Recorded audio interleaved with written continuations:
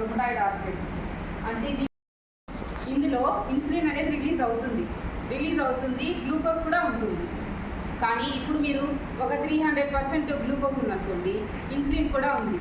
అయితే ఇన్సులిన్ కూడా ఒక కెపాసిటీ అనేది ఉంటుంది. ఇంతవరకే మనము తీసి అది బాడీకి యూజ్ చేసుకోవడానికి మాత్రం యూస్ అవుతుంది. ఇప్పుడు మనకు 150 మాత్రమే ఇన్సులిన్ ఉంది, మనం తీసుకున్న గ్లూకోజ్ 300 ఉంది. అప్పుడు అది ఏం చేయగలుగుతుంది? 150 మాత్రమే తీసుకోగలుగుతుంది. అంటే ఇంకో 150 మిగిలిపోతుంది కదా బ్లడ్లో. అదే మనకు గ్లూకోజ్గా బ్లడ్ గ్లూకోజ్గా చేంజ్ అవుతుంది. అందుకే మనకు బ్లడ్ టెస్ట్ చేస్తారు గ్లూకోజ్కి. అది బ్లడ్ గ్లూకోజ్గా మనకు యూజ్ అయిపోతుంది అనమాట.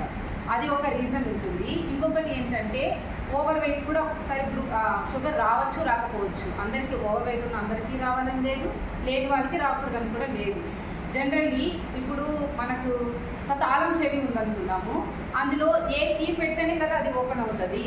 అలాగా ఇప్పుడు ఇన్సులిన్ అనేది ఒక కీ అనుకుంటే, గ్లూకోజ్ వచ్చినప్పుడు ఆ ఇన్సులిన్ వెళ్ళినప్పుడు మాత్రమే అది ఓపెన్ చేయగలుగుతారు.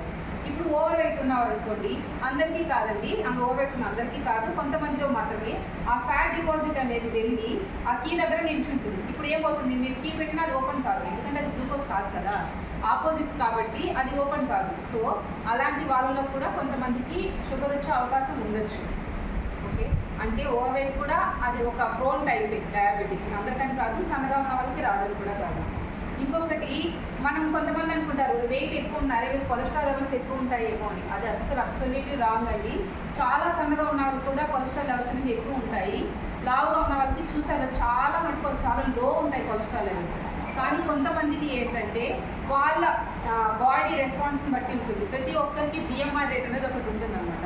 మనం తీసుకునే ఫుడ్ ఎంత క్యాలరీస్ కావాలి, ఎంతవరకు బర్న్ అవ్వాలి, అది బాడీ ఎంత చూసుకోవాలి, ఎంత బిఎంఆర్ రేట్ చూసుకుంటుంది. థైరాయిడ్ అవి స్టిమ్యులేట్ చేస్తుంటాయి వాటిని.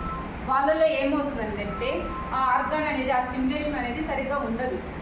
అందువల్ల వాళ్ళు తక్కువ తిన్నా ఏమవుతుందంటే తెలియకుండానే వాళ్ళు వెయిట్ గెయిన్ అవుతారు. చాలా వెయిట్ గెయిన్ ఉన్న వాళ్ళు చాలా తక్కువ తింటారు, సన్నగా ఉన్న వాళ్ళు ఎక్కువే తింటారు. కొంతమందిలో ఏంటంటే అది బోన్ వెయిట్కి వెళ్ళిపోతుంది, అంటే కాల్షియం అంతా చూసేసుకొని అది బోన్ వెయిట్కి వెళ్ళిపోతుంది. లావుగా ఉన్న వాళ్ళలో కొంతమందిలో అది వాళ్ళు తిన్నా తినకపోయినా అది వర్క్ సరిగ్గా అవ్వట్లేదు, ఫ్యాట్ సరిగ్గా బర్న్ చేయట్లేదు. కాబట్టి అలాంటిదే కొంతమందికి పెద్దవాళ్ళు అంటారు కదా, నీరు ఎక్కువ ఉంది, అలానే ఉంటారు. కానీ వాళ్ళు ఎవరికి ఫ్యాట్ ఉంటుందని కాదు. వాళ్ళు కొంతమంది థైరాయిడ్ ఉన్న వాళ్ళు కూడా లోగా తగ్గుతూ ఉంటారు. ఎందుకంటే మనకు థైరాయిడ్ అనేది మెయిన్ మన బాడీలో మెటబాలిజం వాటిని స్టిమ్యులేట్ చేస్తూ ఉంటుంది, బిఎంఆర్ని వాటిని. సో ఎవరికైతే హైపోథైరాయిడ్, అంటే థైరాయిడ్ రిలీజ్ అవ్వాల్సిన దానికన్నా కూడా తక్కువ రిలీజ్ అవుతూ ఉంటుంది కొంతమంది. అలాంటప్పుడు ఏమవుతుంది? అది మెటబాలిజం చేయాల్సిన దానికన్నా కూడా తక్కువ మెటబాలిజ్ చేస్తుంది, అంటే ఫ్యాట్ని అది బ్రేక్ చేయడం తక్కువ అవుతుంది. అలాంటి వాళ్ళు కొంతమంది త్వరగా వెయిట్ లాస్ అవ్వరు. ఎక్కువ లావున్నా తక్కువ లావున్నా వాళ్ళు ఏంటంటే త్వరగా వెయిట్ లాస్ కాదు, ఎందుకంటే ఆర్గాన్ అనేది వర్క్ చేయాల్సిన దానికన్నా కొద్దిగా తక్కువ వర్క్ చేస్తుంది కాబట్టి. ఇంకొకటి, కొంతమంది హైపర్ థైరాయిడ్ ఉంటుంది, అంటే థైరాయిడ్ అనేది ఓవర్గా వర్క్ చేస్తుంది, ఎక్కువగా ఫ్యాట్ బర్న్ చేసేస్తుంది. అలాంటి వాళ్ళల్లో చాలా ఈజీగా సన్నబడిపోతారు అనమాట. ఇంకొక డయాబెటిక్ వాళ్ళందరూ కొంతమంది సింటమ్స్ చూడండి, షుగర్ రాగానే వెయిట్ లాస్ అయిపోతారు. ఎందుకంటే బాడీ గ్లూకోజ్ యూజ్ చేసుకోవాలి, బట్ అది ఏం చేస్తుంది, అంతా యూజ్